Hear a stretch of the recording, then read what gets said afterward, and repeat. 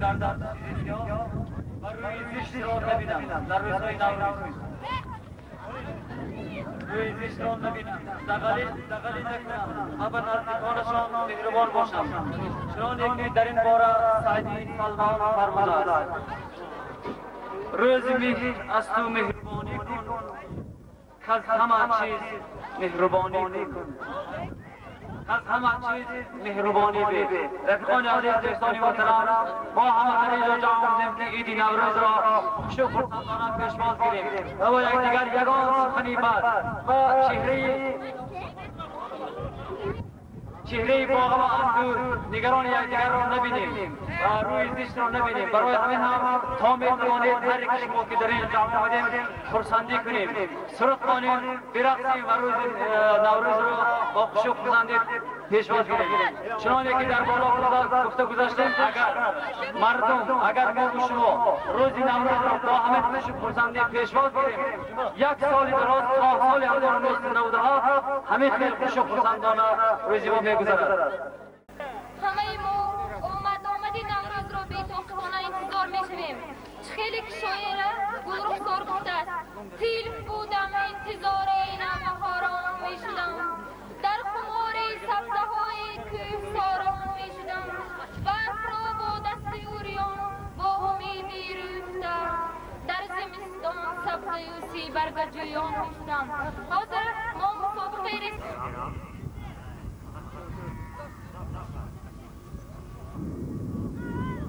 Ja.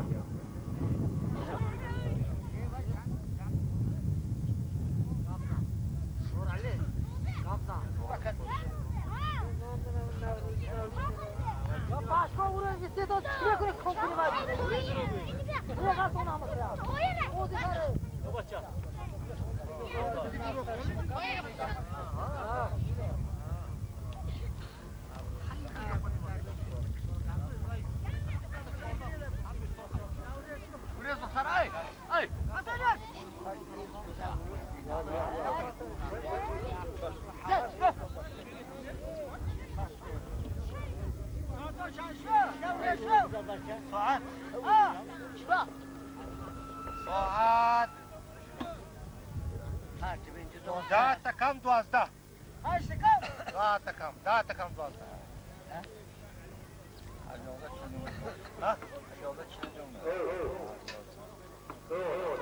کم 12.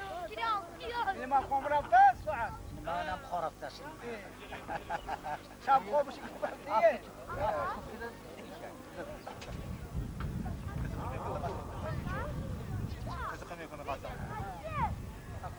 قصدی باری کاش یک پسند خوب باشه.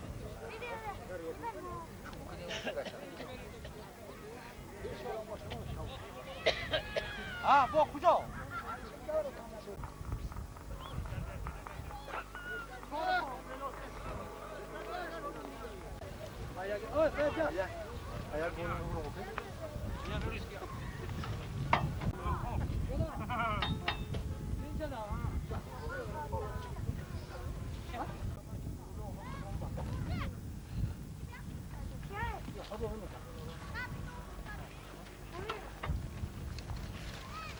Düşme.